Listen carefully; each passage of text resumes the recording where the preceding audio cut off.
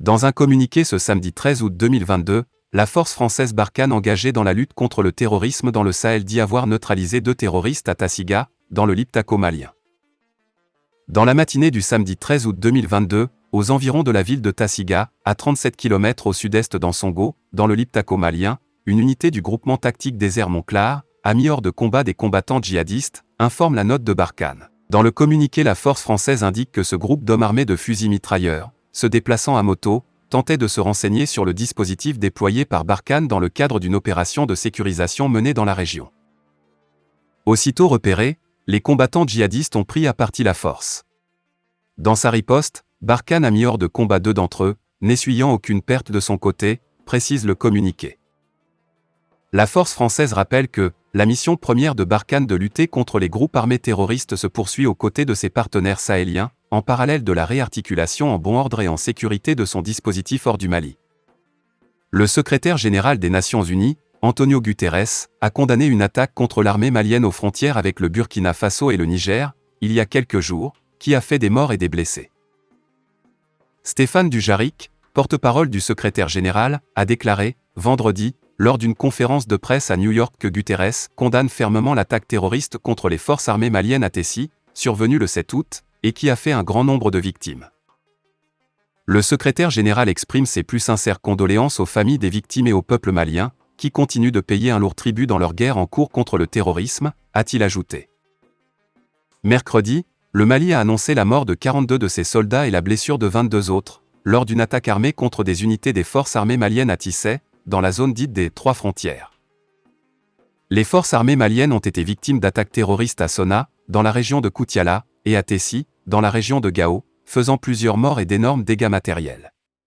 Des partis, regroupements politiques et des organisations de défense des droits de l'homme ont condamné ces attaques et interpellé les autorités de la transition. 5 policiers sont morts à Sona, dans la région de Koutiala. Des militaires maliens sont aussi morts dans une attaque terroriste à Tessie, dans la région de Gao. Des partis politiques dont l'ADEMA et des groupements politiques dont le cadre d'échange des partis et groupements politiques pour une transition réussie ont dénoncé ces attaques. Ils ont invité les autorités à renforcer la sécurité des personnes et leurs biens. La Commission nationale des droits de l'homme, CNDH, a, elle aussi, exprimé sa très grande préoccupation et son inquiétude face aux attaques contre les forces de défense et de sécurité, FDS, et les forces de sécurité intérieure, FSI, par des groupes obscurantistes ayant fait de nombreuses victimes, dont les plus récentes ont été perpétrées contre la relève descendante du poste de police frontière de Sona sur l'axe Kouri-Koutiala le 6 août, contre le camp des FAMA, à Tessie, dans la région de Gao, le 7 août 2022. À en croire le communiqué, se fondant sur les instruments juridiques tels que la Constitution du 25 février 1992, la Charte de la transition du 1er octobre 2020 révisée, la Charte africaine des droits de l'homme et des peuples du 27 juin 1981, la Déclaration universelle des droits de l'homme du 10 décembre 1948, le Pacte international relatif aux droits civils et politiques du 16 décembre 1966, la CNDH a condamné avec fermeté ces atteintes graves aux droits de l'homme. Elle a, par la suite, réitéré son appel aux forces partenaires à soutenir efficacement les forces maliennes pour lutter contre le terrorisme dans le strict respect du droit international des droits de l'homme et du droit international humanitaire. Aussi, a-t-elle lancé un appel pressant au gouvernement à redoubler d'efforts dans l'amélioration des conditions matérielles et des capacités opérationnelles des FDS et FSI. Enfin, la CNDH a encouragé les FDS et les FSI dans leur mission sacerdotale de protection des populations et de leurs biens. Fin juillet, le groupe d'experts de l'ONU sur le Mali a transmis au Conseil de sécurité un rapport portant sur la responsabilité de l'armée malienne dans le massacre de civils à la frontière mauritanienne. Le 5 mars, dans la région de Ségou, 33 civils dont 29 Mauritaniens et 4 Maliens avaient été assassinés. La Mauritanie avait alors accusé l'armée malienne d'actes criminels récurrents. Selon le rapport des experts, l'armée malienne et des soldats blancs sont impliqués dans ce massacre. Selon un diplomate, ces derniers feraient partie du groupe Wagner, une société militaire privée russe. L'armée malienne et des soldats blancs sont impliqués dans la mort début mars au Mali, non loin de la frontière mauritanienne, de 33 civils dont 29 Mauritaniens et 4 Maliens, selon un rapport d'experts missionné par les Nations Unies consulté vendredi par l'AFP. La disparition au contour à l'époque floue de ces civils le 5 mars à Robinet-El-Até, dans la région de Ségou proche de la frontière mauritanienne, avait fait grand bruit au Mali et en Mauritanie. Nouakchott avait accusé l'armée malienne des actes criminels récurrents contre des citoyens mauritaniens dans cette région frontalière. Bamako avait dit que rien ne mettait en cause son armée. Les deux pays avaient ouvert une enquête conjointe, dont les résultats n'avaient début août pas été publiés. Un rapport du groupe d'experts de l'ONU sur le Mali, qui a été transmis fin juillet au Conseil de sécurité et que l'AFP a pu consulter vendredi, lève le voile sur la mort de ces 33 civils en dressant un récit macabre qui accable l'armée malienne et des soldats blancs. Ces derniers feraient partie, selon un diplomate à New York à l'AFP, des paramilitaires du groupe Wagner déployés auprès des militaires maliens depuis janvier. Bamako réfute la présence de mercenaires, évoquant la présence des instructeurs, tandis que Moscou affirme n'avoir rien à voir avec cette société présente au Mali sur une base commerciale.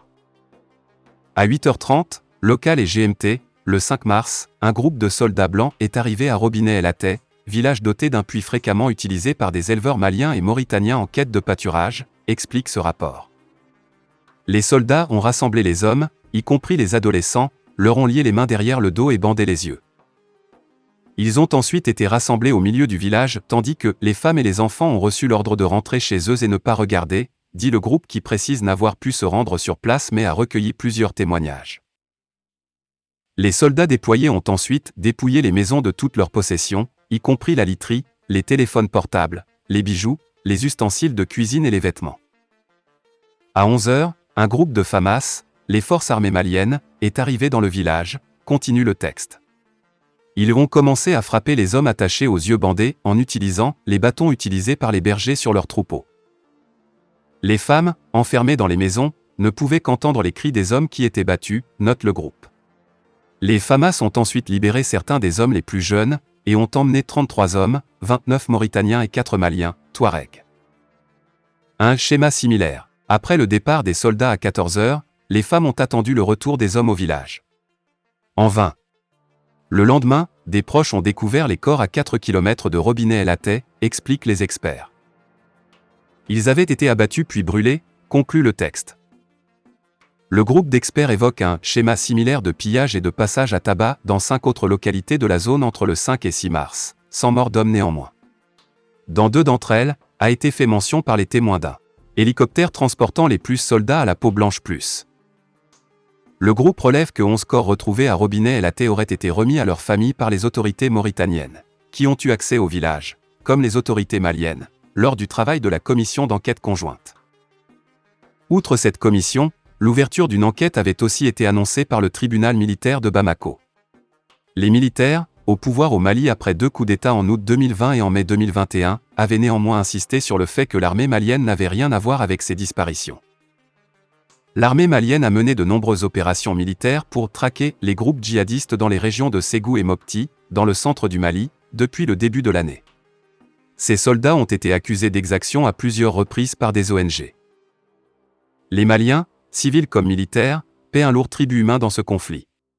En plus des agissements des groupes armés affiliés à Al-Qaïda et à l'organisation État islamique, des violences intercommunautaires et des actes crapuleux, les acteurs du conflit sont régulièrement accusés d'exactions sur la base d'amalgames communautaires. Nous attendons que cette affaire soit clôturée et en ce moment nous allons poursuivre nos détracteurs pour dénonciation calomnieuse. Accusé de détournement de fonds de la part des individus mal intentionnés, le premier vice-président de la Fédération malienne de judo, colonel Abdoulaye Keïta, nous a accordé une interview dans laquelle il répond aux détracteurs de la fédération, parle des défis majeurs qu'il compte relever pour le mandat en cours, des difficultés auxquelles la fédération est confrontée et ses relations avec le Comité national olympique et sportif du Mali, CNOSM. Aujourd'hui Mali, aujourd'hui, comment se porte le judo malien? Colonel Abdoulaye Keïta, le judo malien se porte tant bien que mal parce qu'il fut un moment où tout le monde était frappé par la maladie à coronavirus, Covid-19, cela a beaucoup influé sur les activités du judo et puis le pays connaît également une instabilité qui fait que les plus hautes autorités sont engagées pour la restauration de la paix. Tout cela a un impact sur le développement du judo. Malgré cela, la discipline se porte tant bien que mal, nous déployons beaucoup d'efforts pour encadrer les jeunes afin que nos activités se passent dans les conditions idoines, mais dans les grandes difficultés.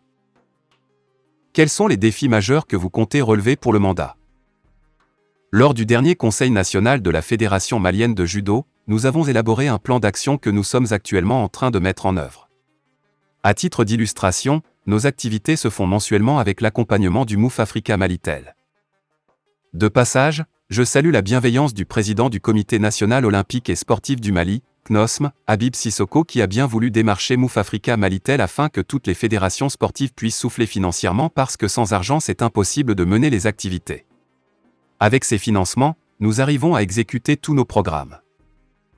Le bureau actuel s'attelle à l'émancipation du judo et son élargissement de la première région jusqu'à la dernière région du pays.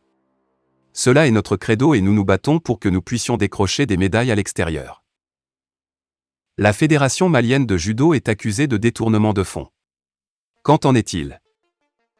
Vous savez, lorsque vous réunissez les gens, les points de vue ne sont jamais les mêmes. Du coup, il y a des contents et des mécontents. À l'issue de notre dernier conseil national, il y a des gens qui n'ont pas pu rentrer dans le bureau. Ils ont essayé de former un conglomérat dénommé Association des judokas pour l'émergence. Ils se sont réunis pour dire que le judo malien est dans une grande difficulté financière et qu'il y a eu un détournement de plus de 100 millions de francs CFA. En plus de cela, ils ont commencé à salir les membres du bureau fédéral avec l'accompagnement de certaines têtes brûlées. C'est eux qui ont rédigé cette plainte à adresser à monsieur le procureur de la République près du tribunal de grande instance de la commune 3. Quand le juge est saisi d'un réquisitoire introductif, il ne peut que saisir les services d'enquête. Le procureur s'en est saisi et il a envoyé le dossier au pôle économique et financier. Nous sommes dans cette affaire il y a plus d'une année et c'est maintenant que les membres du bureau fédéral ont commencé à être convoqués, notamment le président, la présidente de la commission d'organisation, l'ancienne présidente de la commission d'organisation, la trésorière générale, le secrétaire général. Beaucoup de gens ont été convoqués à ce niveau pour s'expliquer autour de cela, mais le bien fondé de la chose, c'est que l'État ne donne pas d'argent aux fédérations sportives. Comment les fonds de la Fédération malienne de judo sont gérés? L'argent du financement des compétitions du judo vient du Mouf Africa Malitel à travers le Comité national olympique et sportif du Mali, CNOSM. Les fonds sont mobilisés au niveau du CNOSM qui les met à la disposition des fédérations afin de mener leurs activités. Les fonds du sponsoring avec Mouf Africa Malitel sont déposés au niveau de la comptabilité du CNOSM. Au niveau de la Fédération malienne de judo, nous nous réunissons pour dégager l'activité mensuelle qui peut concerner une coupe ou un tournoi. Ce sont ces activités qui sont menées à travers le pays. En plus de cela, il y a des sorties à l'extérieur. Souvent, nous sommes épaulés par le président du CNOSM. Avant chaque compétition, nous déposons un devis au niveau de la comptabilité du CNOSM et le montant arrêté est mis à la disposition de la fédération pour mener l'activité. Une fois que l'activité est terminée, nous ressemblons les justificatifs pour être remis à la comptabilité. Maintenant, pour avoir droit à un autre financement par rapport à une autre activité à mener, tant que ces justificatifs ne répondent pas aux critères, cette fédération n'aura pas droit à un autre financement afin de mener une autre activité. Dans de telles situations, comment nous pouvons parler de détournement? C'est des gens qui ont pensé qu'au sein de la fédération, il y a à boire et à manger. Je dis en la matière, il n'y a pas de délit, ni de crime commis et puis le fonds en question ne vient pas de l'État. C'est pour vous dire qu'il n'y a jamais eu de détournement à la fédération.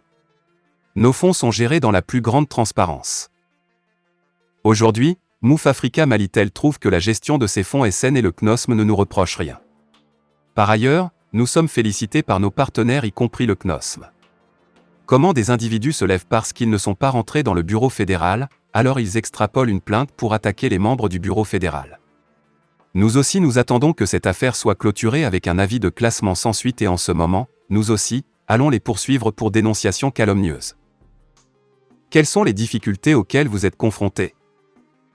Aujourd'hui, la Fédération malienne de judo est confrontée à une difficulté financière parce que, qui dit sport, dit financement. Sans argent, vous ne pouvez rien faire.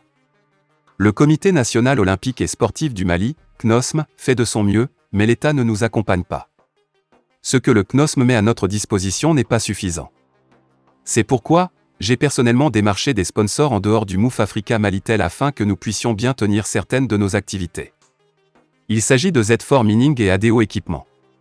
C'est des initiatives comme cela que nous sommes en train de voir, c'est-à-dire comment nous pouvons aller vers d'autres sponsors différents de Mouf Africa Malitel pour que nous puissions tenir plus d'activités et mettre les jeunes athlètes en jambes.